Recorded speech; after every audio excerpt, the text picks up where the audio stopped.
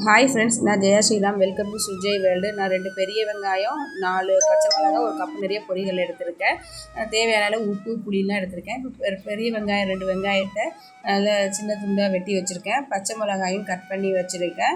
இப்போ நம்ம கடாயில் கடலெண்ணெய் ஊற்றி இந்த பெரிய வெங்காயத்தை போட்டு தாளிக்க போகிறோம்.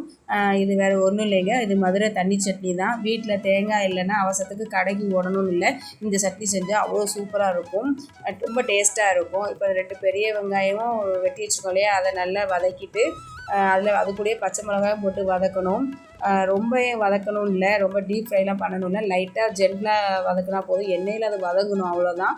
அதுலேயே நான் புளியும் உப்பும் சேர்த்துக்கிட்டேன். 2 வெள்ளைப்பூடு வேணும்னாலும் 2 பல் வேணால் போட்டுக்கலாம். நான் வந்து வெள்ளைப்பூடு சேர்க்கலை, ஏன்னா இந்த சட்னிக்கு அந்த வெள்ளைப்பூடு ஸ்மெல் எங்களுக்கு பிடிக்காதனால நான் சேர்க்கலை. உங்களுக்கு வேணால் நீங்கள் சேர்த்துக்கலாம். இப்போ மிக்ஸி ஜாரில் வதக்கின வெங்காயம், பச்சை மிளகா, உப்பு, புளி சேர்த்துட்டு பச்சை பொரிகளில் தான் போடணும். பொரிகள்லேயே வதக்கக்கூடாது, பச்சையாக தான் சேர்க்கணும்.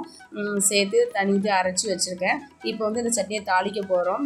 கடாயில் எண்ணெய் ஊற்றி கடுகு, உளுந்து, கருவேப்பிலை போட்டு அந்த சட்னியும் ஊற்றி தேவையான அளவு தண்ணி ஊற்றிக்கணும். அந்த காரத்துக்கு தகுந்தாப்புல ஊற்றிக்கோங்க. இது கொஞ்சம் தண்ணியாக இருந்தால் தான் நல்லாயிருக்கும். பொரிகளில் இருக்கிறதுனால கட்டித்தன்மை ஆயிரும். அதனால் தண்ணி கொஞ்சம் நிறையவே ஊற்றிக்கோங்க, அப்போ தான் நல்லாயிருக்கும். இப்போ வந்து இது வந்து இட்லிக்கும் தோசைக்கும் விட்டு சாப்பிடும்போது அவ்வளோ சூப்பராக இருக்குங்க. இது மதுரையில் ரொம்ப ஃபேமஸ் இது. இப்போ நான் ஒரு கல் தோசைக்கு தான் இந்த சட்னி செஞ்சுருக்கேன்.